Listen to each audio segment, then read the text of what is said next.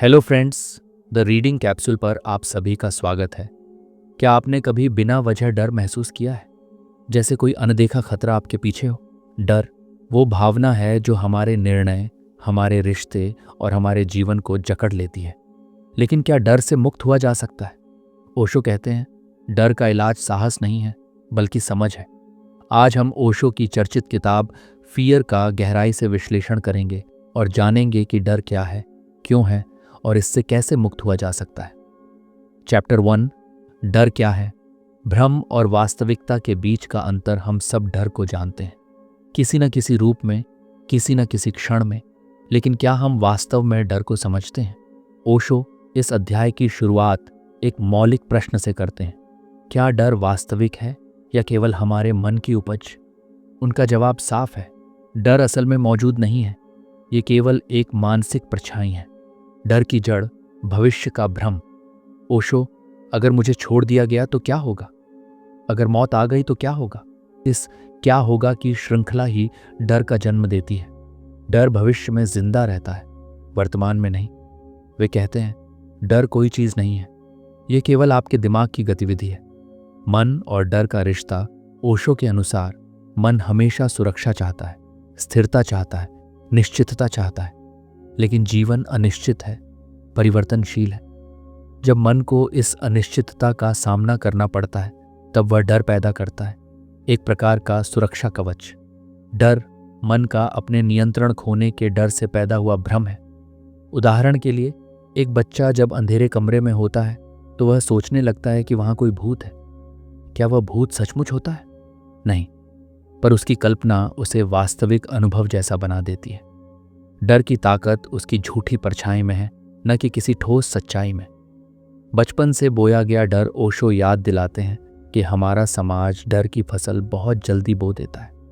माता पिता बच्चों को डराते हैं, अगर अच्छे नहीं बनोगे तो पुलिस पकड़ लेगी। धर्म डर का उपयोग करता है, अगर भगवान की बात नहीं मानी तो नरक मिलेगा। स्कूल डर पैदा करता है, अगर नंबर नहीं आए तो जीवन बर्बाद। धीरे धीरे हम डर के बिना जीने की कल्पना भी नहीं कर पाते। ओशो का दृष्टिकोण, डर को पहचानो, दबाव नहीं। ओशो चेतावनी देते हैं, डर से भागना या उसे छिपाना समाधान नहीं है। डर को दबाने से वह अचेतन में चला जाता है और वहां से वह हमें और अधिक नियंत्रित करता है। डर को देखने की, समझने की आवश्यकता है। जब हम डर को ठीक ठीक पहचान लेते हैं, तब उसमें से निकलना आसान हो जाता है। डर को रोशनी में लाओ, उसकी छाया तभी मिटेगी। डर से जुड़ा चक्र ओशो एक बेहद दिलचस्प मनोवैज्ञानिक चक्र समझाते हैं। डर, नियंत्रण की चाह, निराशा और अधिक डर। इस चक्र को तोड़ना तभी संभव है जब हम स्वयं से यह पूछें, मैं किससे डर रहा हूं और क्यों? अक्सर इसका कोई ठोस जवाब नहीं होता, क्योंकि डर असल में कल्पना पर आधारित होता है, तर्क पर नहीं। अगर डर केवल मन की उपज है, तो क्या मृत्यु का डर भी झूठ है? क्या मृत्यु भी एक ऐसा भ्रम है जिसे समाज ने हमारे भीतर बैठा दिया है? जानिए अगले अध्याय में, मृत्यु का डर, क्या यह अंत है या एक नया आरंभ? चैप्टर 2, मृत्यु का डर, क्या यह अंत है या एक भ्रम? ओशो के अनुसार मृत्यु का डर मानव इतिहास का सबसे पुराना और सबसे गहरा डर है। ये वह डर है जो हर व्यक्ति के अवचेतन में गहराई से छिपा रहता है, और कई अन्य डर इसी एक डर से जन्म लेते हैं। मृत्यु का डर, जीवन की सबसे बड़ी भ्रांति। हम सब जानते हैं कि एक दिन मरना है, फिर भी मृत्यु के विचार से ही हमारे भीतर घबराहट, बेचैनी और एक तरह की असहायता फैल जाती है। ओशो पूछते हैं, क्या मृत्यु सच में डरावनी है या हमने बस बिना अनुभव किए ही उससे डरना सीख लिया है? उनका उत्तर स्पष्ट है, मृत्यु एक प्राकृतिक घटना है, डरावनी नहीं। डर केवल हमारी अज्ञानता से उपजता है। मृत्यु को लेकर समाज और धर्म का खेल। ओशो बताते हैं कि धर्मों ने हजारों वर्षों तक मृत्यु के भय को हथियार की तरह इस्तेमाल किया है। अगर तुमने धर्म के नियम नहीं माने तो नरक में जाओगे। स्वर्ग और नरक तुम्हारे कर्मों पर निर्भर है। मृत्यु के बाद तुम्हारा हिसाब होगा। इन विचारों ने मनुष्य को एक अनदेखे डर के पिंजरे में कैद कर दिया है। ओशो कहते हैं कि यह सब केवल मानसिक गुलामी है, वास्तविकता नहीं। मृत्यु का अनुभव और ध्यान। ओशो ध्यान की गहराई में जाकर कहते हैं कि जिसने ध्यान को जाना है उसने मृत्यु की प्रक्रिया को अनुभव किया है, बिना मरे हुए। वे कहते हैं, ध्यान में मन का अंत होता है और वही मृत्यु का मूल है। जब मन शांत होता है, विचार रुकते हैं, तो व्यक्ति अपने शुद्ध अस्तित्व से साक्षात्कार करता है, जो शरीर और मन से परे है। तभी समझ आता है कि मृत्यु तो शरीर की घटना है, आत्मा की नहीं। मृत्यु के भय से मुक्ति की दिशा ओशो मृत्यु के डर को समाप्त करने का कोई धार्मिक उपाय नहीं देते, बल्कि साक्षी भाव और मौन की विधियों की सलाह देते हैं। वे कहते हैं, मृत्यु को एक शत्रु की तरह मत देखो, उसे घटना की तरह देखो। जब मृत्यु आए, उसे पूरी जागरूकता से देखो। मृत्यु की अनिवार्यता को स्वीकार करो और फिर देखो जीवन कितना सुंदर हो उठता है। ओशो के अनुसार जिस दिन तुम मृत्यु को पूरी तरह स्वीकार कर लोगे, उसी दिन तुम वास्तव में जीना शुरू करोगे। जीवन का गूढ़ पक्ष, मृत्यु ही जीवन का द्वार है। यह अध्याय इस गूढ़ बिंदु पर पहुंचता है कि मृत्यु अंत नहीं है, वह जीवन के गहरे आयाम में प्रवेश का द्वार है। यदि मृत्यु के डर से मुक्त होना है, तो पहले हमें मृत्यु को समझना होगा, न कि उससे भागना। ओशो इसे इस तरह कहते हैं, जो मृत्यु से डरता है वह कभी जीवन को नहीं जान सकता, और जो मृत्यु को जान लेता है वह पहली बार पूरी तरह जी पाता है। अगर मृत्यु वास्तव में अंत नहीं है, केवल एक बदलाव है, तो क्या हमारी पहचान, हमारा मैं भी एक भ्रम है? क्या अगला डर, अहम, ईगो का डर, उससे भी बड़ा धोखा है? इस गहरे प्रश्न का उत्तर जानिए अगले अध्याय में। अहंकार का डर जब मैं ही खतरे में पड़ता है। चैप्टर 3। अहंकार का डर जब मैं ही खतरे में पड़ता है। ओशो कहते हैं, डर का सबसे सूक्ष्म, सबसे छिपा हुआ और सबसे गहरा रूप अहंकार का डर है। ये वो डर है जो हर इंसान में मौजूद है, लेकिन बहुत कम लोग इसे पहचान पाते हैं। ये किसी भूत की तरह नहीं, बल्कि पहचान के मुखौटे की तरह काम करता है। जब हमारा मैं डगमगाता है, तब डर पैदा होता है। अहंकार क्या है? ओशो अहंकार को एक नकली निर्माण कहते हैं, जो हमने समाज, परिवार, शिक्षा और दूसरों की स्वीकृति से गढ़ा है। यह मैं कौन हूँ कि झूठे उत्तरों से बना होता है। मैं डॉक्टर हूँ, मैं अच्छा आदमी हूँ, मैं बहुत बुद्धिमान हूँ, मैं देशभक्त हूँ, मैं धार्मिक हूँ। ये सब स्वनिर्मित परतें हैं जो हमारी असली पहचान को ढक देती है, और जब भी कोई इन परतों को छूता है, हमें खतरा महसूस होता है। अहंकार से जुड़ा डर, पहचान खोने का भय। अहंकार हमेशा मान्यता चाहता है। कोई हमें नज़रअंदाज करे तो हम आहत हो जाते हैं। कोई हमें गलत ठहराए तो हमें गुस्सा आता है। कोई हमारे मैं को चुनौती दे तो हम टूटने लगते हैं। ओशो कहते हैं, अहंकार को हमेशा मान्यता की भूख होती है, और जब वह पूरी नहीं होती तो डर जन्म लेता है। ये डर हमें दोहरा जीवन जीने पर मजबूर करता है। हम कुछ और होते हैं और दिखावा कुछ और करते हैं, केवल इस डर से कि लोग क्या सोचेंगे। संबंधों में अहंकार का डर। ओशो संबंधों में डर की सबसे बड़ी वजह स्वामित्व की भावना और अहं को बताते हैं। जब हम किसी से प्रेम करते हैं तो हम उसे अपनी वस्तु समझने लगते हैं। वह मेरी पत्नी है, यह मेरा बेटा है, वह मेरा दोस्त है। जैसे ही यह मेरा हिलता है, डर पैदा होता है। खोने का डर, धोखा खाने का डर, छोड़े जाने का डर। असल में ये प्रेम का डर नहीं होता, ये अहंकार को खोने का डर होता है। अहंकार को बचाने की जद्दोजहद ओशो कहते हैं, मनुष्य का बड़ा हिस्सा केवल अहंकार को बनाए रखने में खर्च होता है, चाहे वह झूठ से ही क्यों न बना हो। हम आलोचना से डरते हैं क्योंकि वह हमारे नकली मैं को चुनौती देती है। हम बदलाव से डरते हैं क्योंकि वह हमारी स्थिर बनी हुई पहचान को हिलाता है।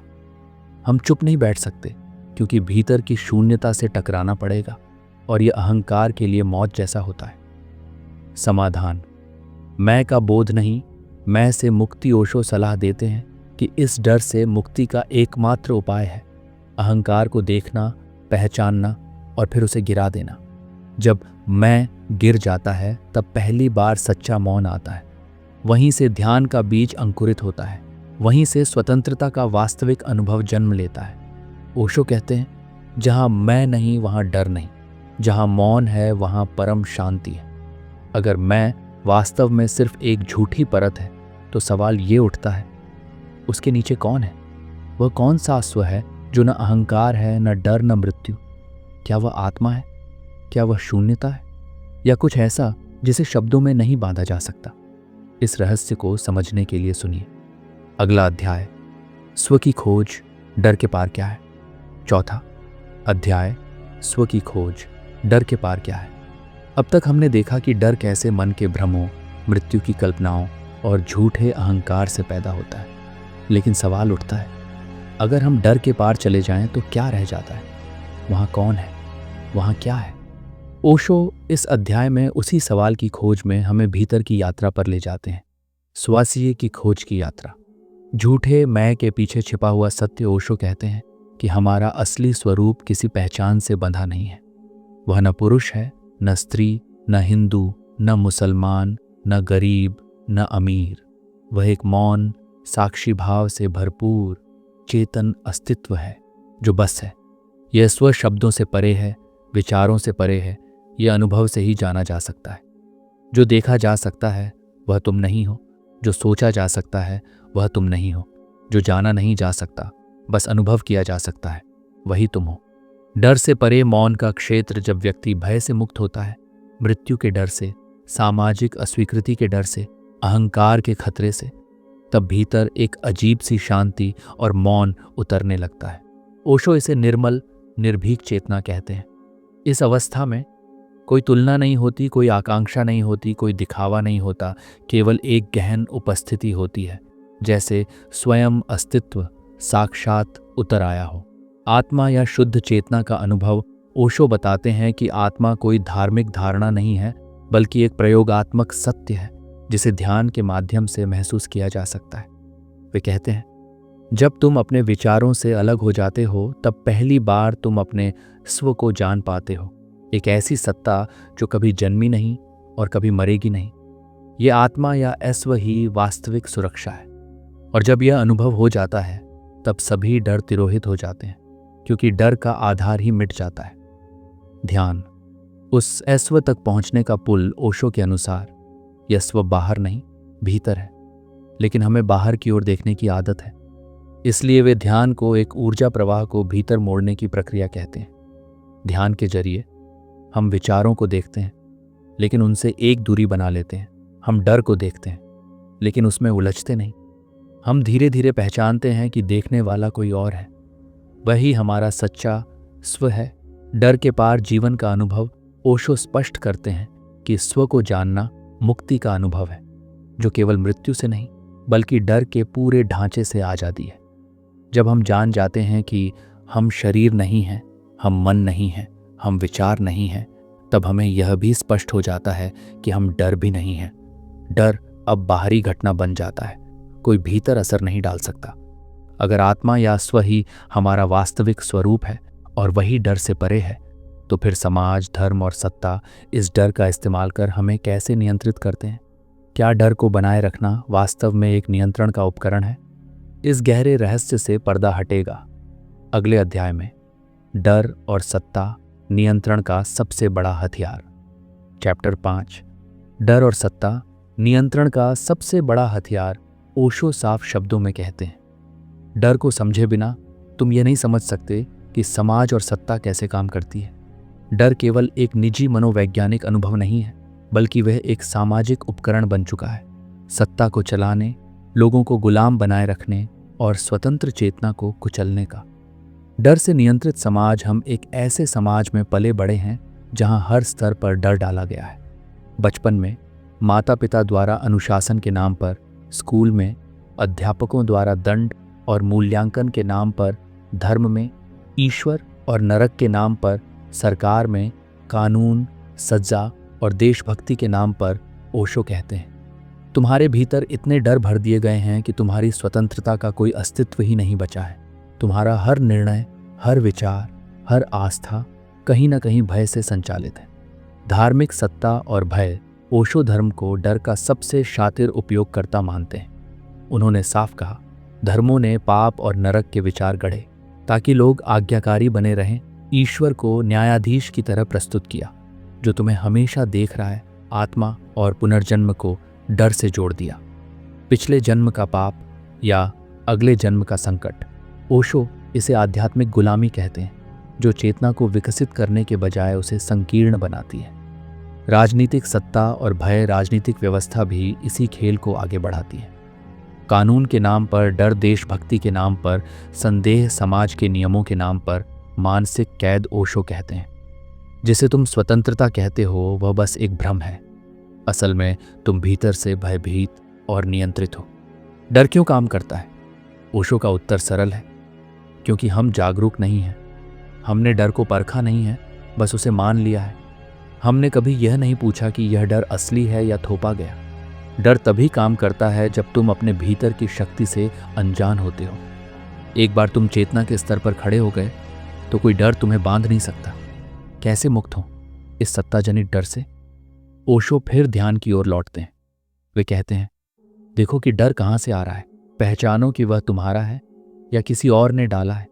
साक्षी बनो उस डर के, और धीरे धीरे वह तुम्हारा पकड़ना छोड़ देगा। ओशो के अनुसार स्वतंत्रता केवल बाहर की नहीं होती। असली स्वतंत्रता भीतर की होती है, डर के बिना जीना। अगर समाज, धर्म और सत्ता हमारे डर को ही पोषित कर हमें नियंत्रित करते हैं, तो क्या हम वास्तव में अपने विचार, आस्थाएं और जीवन शैली खुद चुनते हैं, या हम केवल डर के परिणाम स्वरूप जीने वाले यंत्र बन चुके हैं? इस सवाल का उत्तर जानने के लिए सुनिए अगला अध्याय, डर और कंडीशनिंग, क्या हम अपने ही कैदी हैं?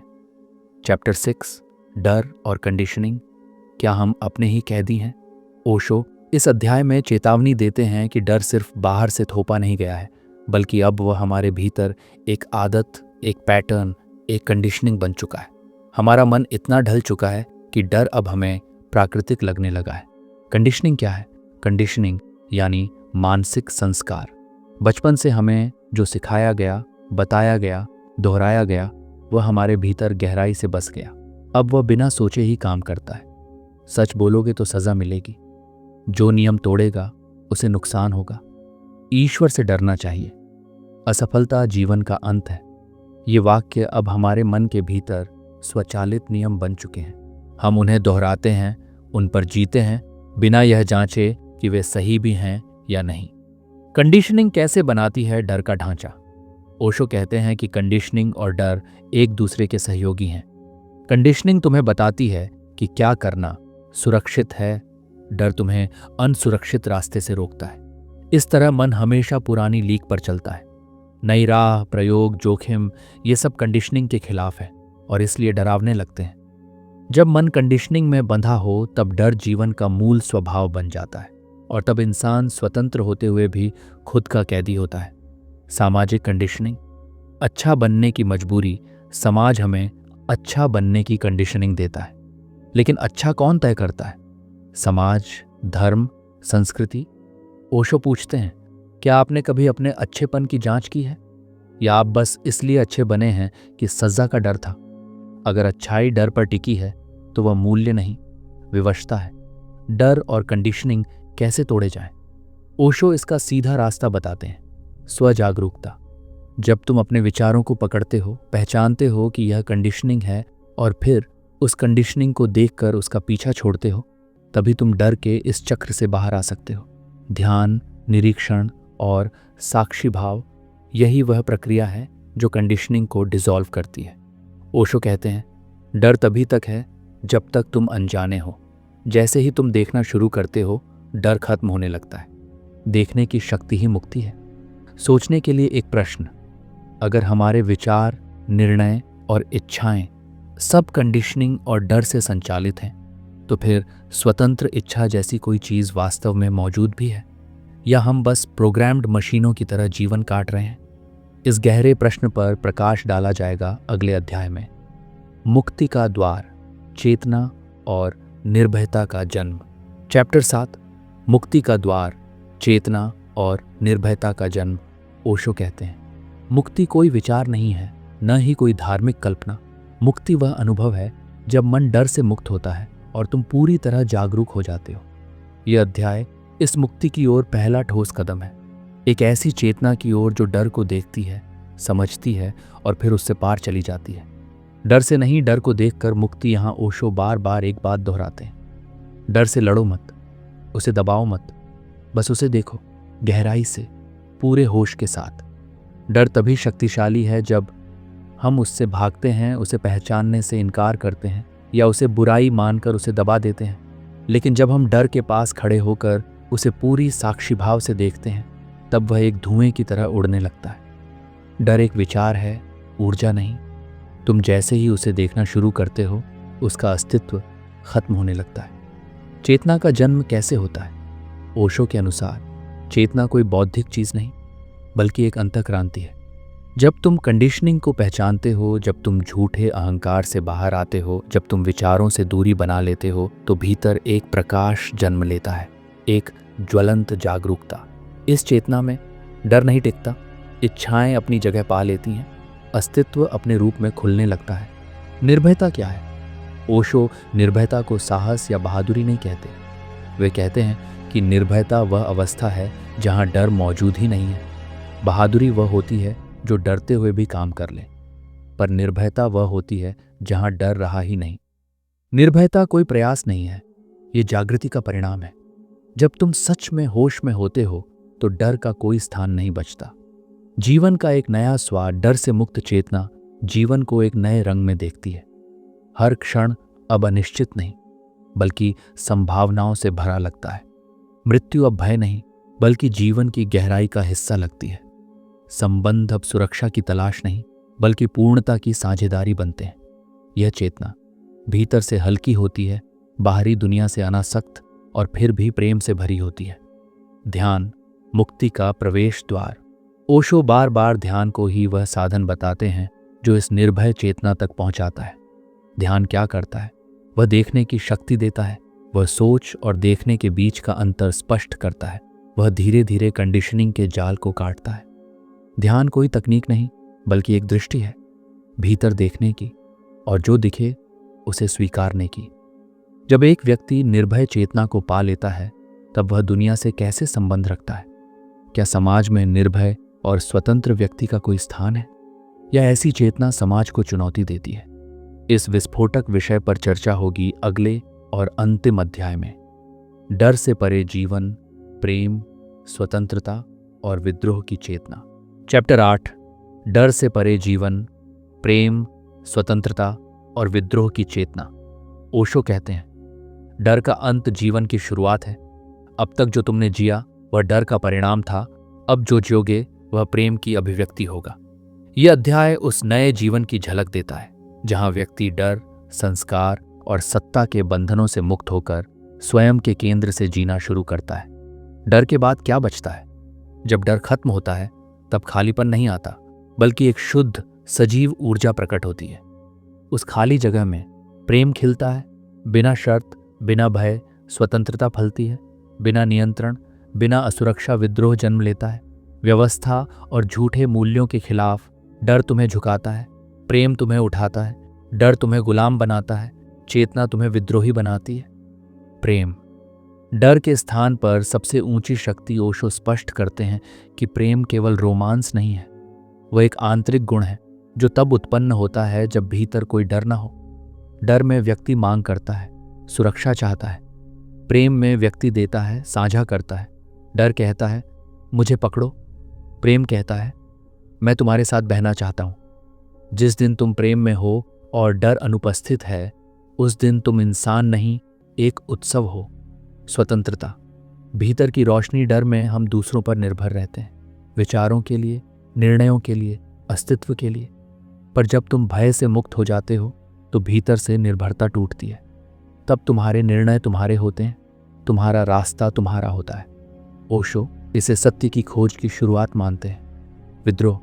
समाज और सत्ता के झूठ को अस्वीकार करना। अब सवाल उठता है, जब तुम डर से मुक्त हो जाते हो तो क्या तुम उसी सामाजिक ढांचे में जी सकते हो? ओशो का उत्तर है नहीं, क्योंकि यह ढांचा ही डर पर टिका है। इसलिए सचेत व्यक्ति विद्रोही होता है। वह व्यवस्था से लड़ता नहीं, पर उसमें समाहित नहीं होता। एक सच्चा साधक समाज में होता है, पर समाज का हिस्सा नहीं होता। वह भीतर से स्वतंत्र होता है, सत्ता, धर्म, परिवार से भी। जीवन का नया अर्थ। इस अंतिम अवस्था में जीवन सिर्फ जीना नहीं है, बल्कि उत्सव है, ध्यान है, अज्ञात में कूदना है। ओशो कहते हैं कि अब जीवन में भविष्य की चिंता नहीं, अतीत की पकड़ नहीं, बस यह क्षण है, संपूर्ण, गहन और सुंदर। तो दोस्तों, ओशो की किताब फियर हमें यह समझाने नहीं, बल्कि जगाने के लिए है कि हम कैसे एक अदृश्य पिंजरे में बंद हैं, कैसे समाज, धर्म, परिवार और हमारा खुद का मन हम पर डर के नाम पर शासन कर रहा है। पर अगर हम सच में देखना शुरू करें तो यह डर, चाहे वह मृत्यु का हो, असफलता का हो, अकेलेपन का हो या ईश्वर का, सब एक भ्रम है। और यह भ्रम सिर्फ जागरूकता की रोशनी से ही मिट सकता है। ओशो हमें सिर्फ डर से मुक्त नहीं करते, वे हमें एक नई चेतना का रास्ता दिखाते हैं, जहां जीवन प्रेम है, स्वतंत्रता है, विद्रोह है और अंततः एक उत्सव है। अगर इस वीडियो ने आपको सोचने पर मजबूर किया, अगर इसने आपके भीतर के किसी डर को छुआ, तो खुद से एक सवाल ज़रूर पूछिए, क्या मैं डर में जीने को तैयार हूँ, या अब वक्त है उसे पहचानने और पार जाने का। इस तरह के और गहन चेतना जगाने वाले सारांशों के लिए द रीडिंग कैप्सूल चैनल को सब्सक्राइब करें। अगली वीडियो में हम लाएंगे ओशो की ही एक और ज़बरदस्त किताब, courage the joy of living dangerously, जिसमें सिर्फ डर से नहीं बल्कि जोखिम से खेलने की कला सिखाई जाती है। वीडियो को लाइक और शेयर ज़रूर करें ताकि यह संदेश उन तक भी पहुंचे जो आज भी डर में जी रहे हैं, जागरूकता के बिना। ध्यान से जिएं, प्रेम से जिएं और भय से मुक्त होकर जिएं। मिलते हैं अगली वीडियो में।